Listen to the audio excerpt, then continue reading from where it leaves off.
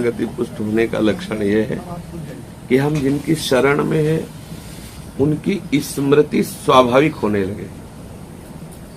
शरणागति का पहला लक्षण, क्योंकि संसार का चिंतन होने से भय रहता है, शोक रहता है, हर्ष होता है, नाना प्रकार के द्वंद्व प्रकट होते हैं।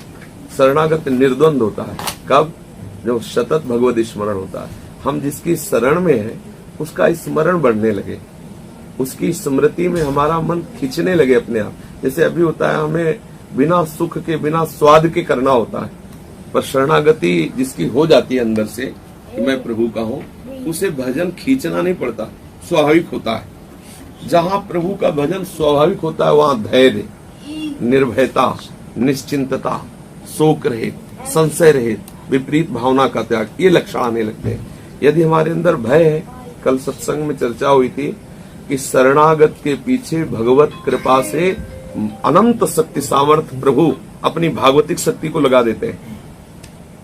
हमारी चाह नहीं है। जीव ही शरणागत जीव होता है वास्तविक, जैसे वचन से कह रहे हैं ना, झूठे बोल रहे हैं। हमारी आसक्ति तो संसार के भोगों में है, शरीर संबंधों में, पर हमने सत्संग में सुना कि कल्याण का परम हेतु भगवान की शरणागति है।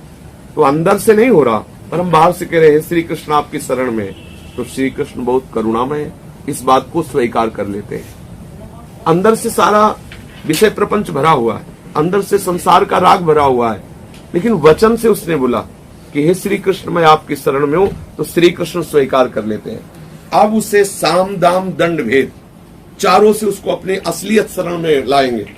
प्रभु उसके सामने ऐसी प्रतिकूल परिस्थिति या ऐसी अनुकूल परिस्थिति या ऐसी भयावह परिस्थिति या ऐसी आनंददायक परिस्थिति, जैसा उपासक है वो सर्वज्ञ है, जैसी परिस्थिति से वो वहां पहुंच सकता है वो परिस्थितियां उसके सामने प्रकट कर देंगे।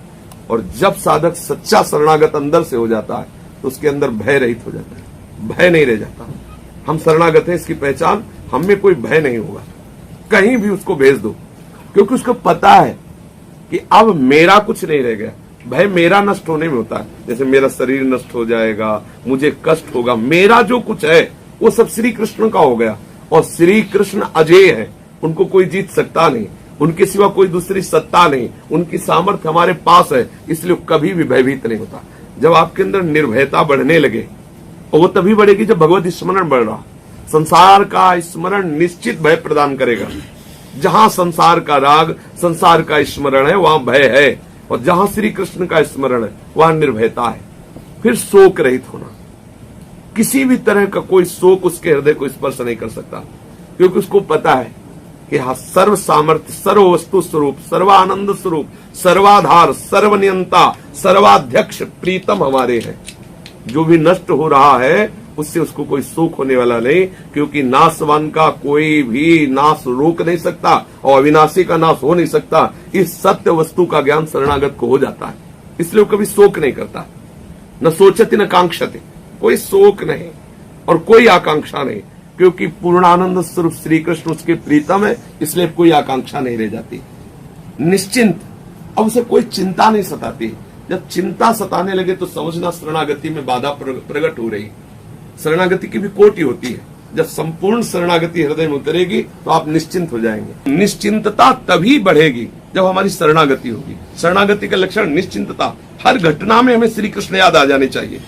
अगर अन्य कोई याद आया, अन्य कोई तंत्र मंत्र, अन्य कोई देवी देवता, अन्य उपास, तो अभी श्री कृष्ण की पूर्ण शरणागति का सीधे शरण से संबंध होता है। सीधे, जैसे द्रौपदी जी ने कहा, एक बटलोही पर विश्वास, अनंत ब्रह्मांडों के जीवों का भरण पोषण करने वाले श्री कृष्ण पर विश्वास नहीं, तो निर्भय और निश्चिंत और निशोक और संशय रहित। कभी अपने आराध्य देव पर संशय न करे, पता नहीं वो मिलेंगे कि नहीं, पता नहीं वो हमें जानते भी हैं कि नहीं कि मैं उनका भजन करता हूँ, पता नहीं वो हम पे कृपा, अरे वही कृपा करके भजन करवा रहे, वही घसीट रहे तो आपके कदम उनकी तरफ बढ़ रहे, वही आपको अपने शरण में ले रहे हैं, इसलिए आप शरणागत हैं। कभी संशय न करे, अपने आराध्य देव के प्रति कभी विपरीत भावना न करे कि हे नाथ, मैं आपकी शरण में हूं तो संकट क्यों, मैं आपकी शरण में हूं तो बीमारी क्यों, मैं आपकी शरण में हूं तो सामने वाला हमें गाली क्यों दे रहा है, मैं आपकी शरण में हूं तो मेरी निंदा क्यों हो रही, मैं आपकी शरण में हूं तो अमुक व्यवहार क्यों हमारे। ये विपरीत भावना नहीं होनी चाहिए। शरणागत में 5 बातें बढ़ने लगती हैं। निर्भय, निश्चिंत, निशोक, संशय रहित और विपरीत भावना का त्याग, अर्थात श्री कृष्ण अनुकूल्यन और सतत स्मरण, अखंड तैल धारावत, अव्यावृत भजनात्। जैसे विषयी पुरुष विषय का चिंतन करता है, लोभी पुरुष धन का चिंतन करता है, ऐसे वो अपने आराध्य देव शरण्य का चिंतन करता है। यह है शरणागति का लक्षण।